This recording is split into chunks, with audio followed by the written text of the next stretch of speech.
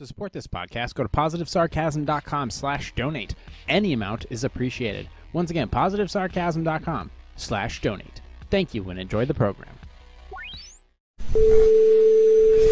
Bored housewives, so they're generally hitting the Moscato too because they need something sweet in their lives because their husband is sour. That ring on your finger? Some pygmy died digging that out of a hole for you to say I do and ruin some guys like, you know, look at that dude. He's got a hernia shaped like a bag of pretzels that he just ate. You're going to Thailand, you're going to smash some dude. Going over there for guy time, but it's not with his buddies. What does it say on the bottle? Well, if it says that on the bottle, why did you put it on your head? All these actors did was shut their mouths because they didn't want to be run out of Hollywood. Now a bad batch of Chinese food has you blowing insurance premiums on vitamin D. Really? Too much. That's what we're I going sound like for Bill here. Maher. Really, John? Really? We can't do this anymore, Auntie. I'll see you at the bar mitzvah. It's almost like it never existed, but it fucking did. So do me a favor. Go yourself.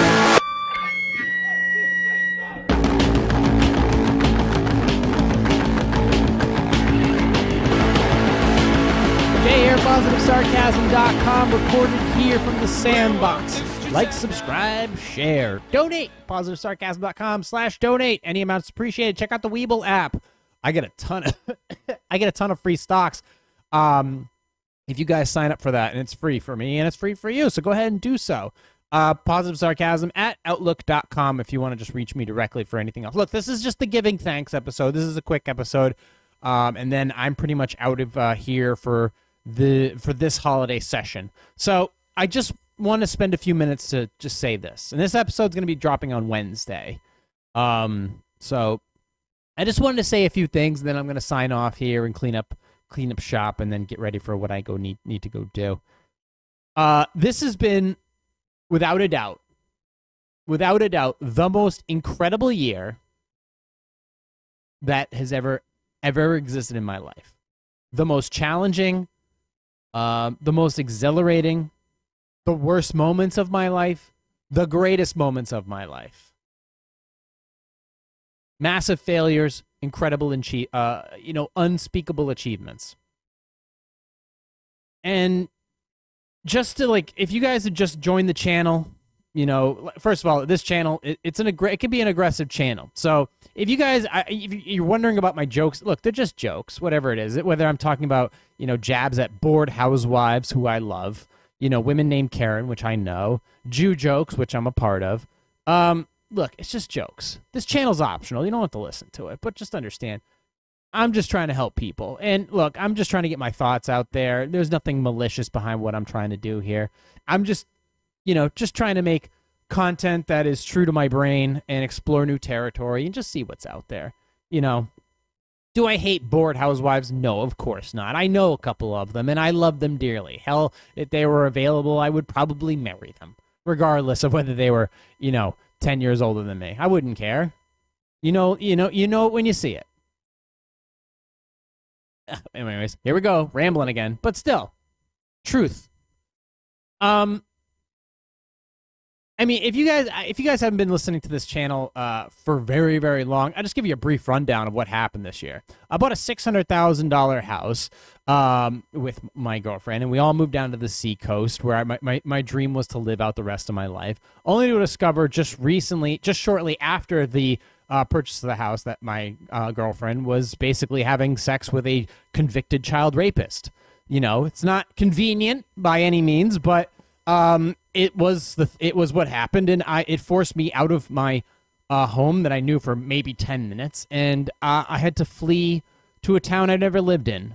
But because some of my key friends were listening to this stupid channel, they were able to offer me the most important, most vital things I could have used this year. I mean, I'll start off easily. My friend Bobby, who I've known since elementary school, gave me a safe haven to go to where I could at least try to rest my head, where I could gather my thoughts and collect what was left of my emotions and plan my next move. You know, and we didn't always agree on maybe what that would be, but, you know, he's about, you know, free choice. It's like, hey, man, you do you. I'll advise you. Maybe this isn't a good idea, but you do what you truly feel is right. My headphones aren't even plugged in. Excuse me. You know, then again, they don't need to be. Hold on. So he allowed me a spot where I could at least be stable, gather my bearings, and then plan my next course of action. And he gave me the time once things were settled and accomplished to allow me to make that big leap here back to the seacoast. He did that for me. I mean, it's just, what more can you ask from a friend? It's like, no questions asked. You come here, we'll sort this out. So he gave me the tools. He gave me the safe haven. He gave me that place where I could figure out the next step. And as hard as it was, the next step was releasing that episode where I was a disheveled mess of myself. And being honest is, believe me, it's important, even if you are a disheveled mess. So he gave me the safe haven, and I can't thank him and his wife enough for that. The next people to really step up their game was the couple who, I mean, I did decline their invitation to stay with them for the time being while this whole legal situation was sorted out, but Beth married a good man who understood my situation, and he was vital in a way of, here's what you need to do, here's who you need to talk to, make sure you keep your conversations short. With me, it never is, because this guy's expensive. But he gave me that tool. He gave me that hammer. He gave me that thing I needed. And from there, it provided me with a real sense of purpose, of direction, not just, you know, throwing swords into the foggy woods and not sure of my target. I had an idea of what I wanted, but the more I traveled down the path, the more powerful I felt. And for what Will was able to give me was a possibility of my greatest victory in life ever. Ever. Nothing comes close. Nothing. Not a damn thing. So to, you know, his wife and him, you know, this is the giving thanks episode, so thank you. And they know I appreciate it. They've seen the results of their suggestions, their recommendations. I completely forgot that they had a baby shower. I even had the invitation here on my table as I was organizing. I went to the first one, but somebody wasn't feeling well, so they had to cancel the whole thing. But I still went and delivered her whole giant chocolate milk basket, so I gave him a gift. I was there. I did it. I just actually didn't show up for the one that actually counted. But still, you know, the thought that counts. So, so there was that. So to Bobby for giving me a safe haven, thank you. To Beth and Will, who gave me the tools of, you know, the sharpened sword that I needed to attack this monster, thank you. Now, obviously, there was my family who offered me some comfort, but I wasn't looking for comfort. I was looking for a target, and a way to attack that target. So there were some friends who tried to offer me some stuff, but at this point, I needed something more. And that person wasn't even my friend, wasn't an acquaintance, wasn't a coworker, and wasn't a family member. It was a team of attorneys. A team of attorneys who understood my situation, the legalities behind it, and the ability in which for me to move forward. Now, how I utilized that team was very unorthodox. Something they maybe didn't understand and, well, for their billable hours, probably didn't care. But they knew they had a job to do. They were willing to accept the situation for what it was, and for me, for how disheveled I was, and took it on. And for those 2 months, the initial 2 months, it was a battle. It was hard. And when they got the hint that I was not playing games, that there was something in my sights that I truly wanted, well, they kept it in their figures and they continued forward. And they gave me hope. They gave me that ability, like, I think this is possible. This is truly possible. I didn't truly 100% believe it until the very end. But when I got out of my car and I heard that bark, I was ever so thankful for that phone call after it was all over. Still the greatest moment in my life. Nothing comes close. That day, I'll never forget it. Never. And I mean, wow. Just, man, I can't. You never really truly appreciate an actual real victory without feeling so low and so discarded and so betrayed that it almost makes you feel just useless, like you just don't matter. You were just a stepping stone for somebody else's personal or financial gain. But when you come out of that and in your mind victorious in spirit, victorious in love, and to be able to take that victory and move to the location that you cherish the most, at least for the time being, there's nothing better than that. And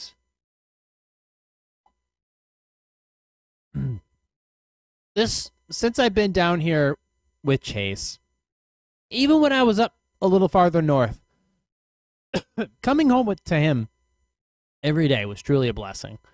It's very emotional to see him day in and day out. Even when if he could be in the other room, I'm thinking about it and I'm getting emotional about him. And when I'm away, I'm thinking about him. I always want him with me whenever he can be. Even if I'm just shopping, I want him near me. And I was worried from time to time that I wouldn't be able to take care of him. That I wouldn't be able to make him happy. That was always a concern of mine. As a dad per se, those are one of those things. It's like, can you provide? Can you be that rock?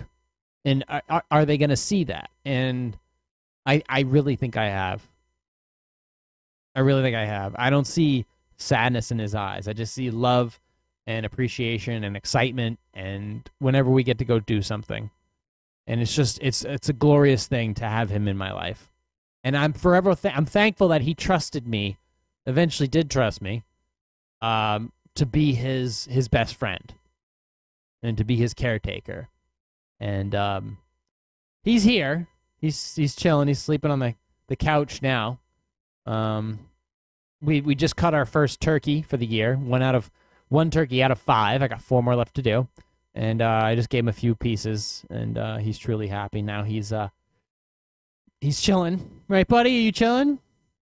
You chilling? You want to come here? You want to come here? Nope, he's good.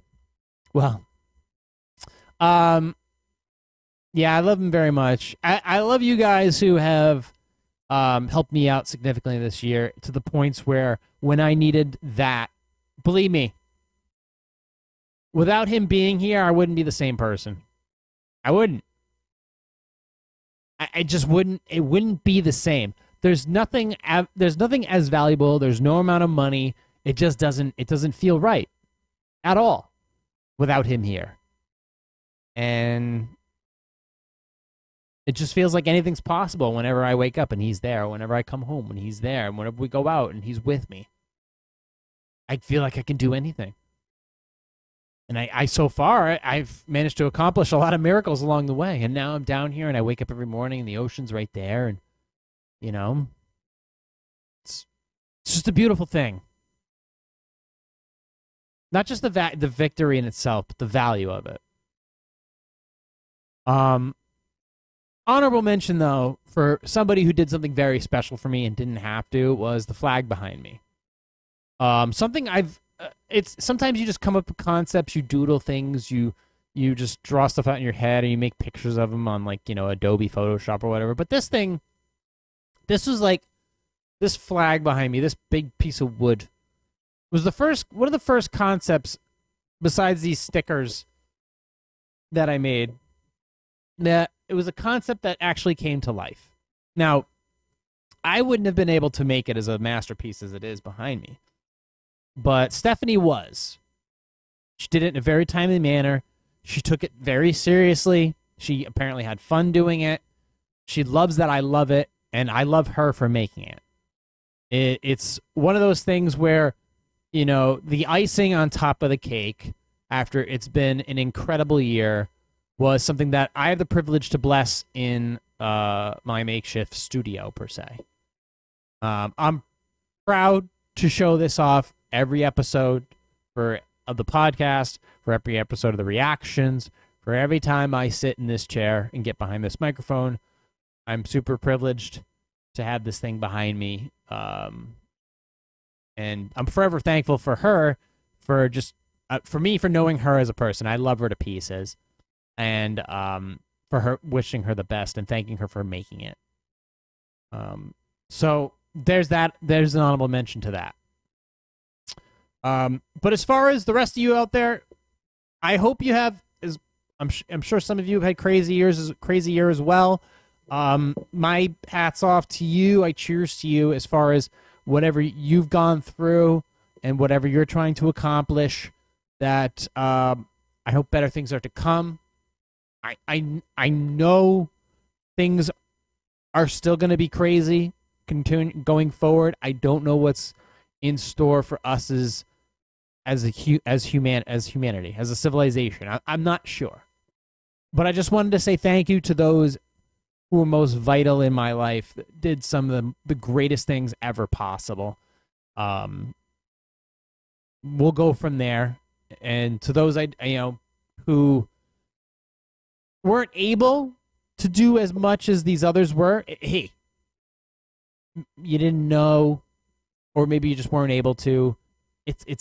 Look, it's just one of those things. Some people are able to step up, who know the right people. And, that's just how it is sometimes. But, you're all in my thoughts. I appreciate every single one of you. And that's pretty much it. Just wanted to say thank you. That's it. I'm perfectly comfortable with saying that, and I don't have to do a crazy Q&A this week. I don't have to read about, some high school getting sued for gender pronouns. I don't have to do any of that silly stuff. We'll save that for another episode. This one will be quick and easy. I don't have to force myself to do a forever podcast episode. I can just chill, relax, get ready for a great week, and I hope yours goes as well. Try to keep your politics at the dinner table to a minimum. If you have any questions, concerns, or comments, you can feel free to reach me directly through my website, Positive Sarcasm. Hit the contact section. You can get me there, or positivesarcasm@outlook.com. You can also hit me up through my social medias. And that's it. That's all I wanted to say. This is all I wanted to say. I got a chance to express it. And to those of you who I named, thank you. You're in my heart. You're in my thoughts. You're in my prayers, if that's a thing. And I hope you'll be with me going forward. So, in the meantime, this will be dropped on Wednesday, and then I'll take Sunday off, and then we'll be back at it next week with more stuff. But thank you for listening, watching, and subscribing, and I'll talk to you all after Thanksgiving. Recorded here from the Sandbox. This has been a Positive Sarcasm presentation.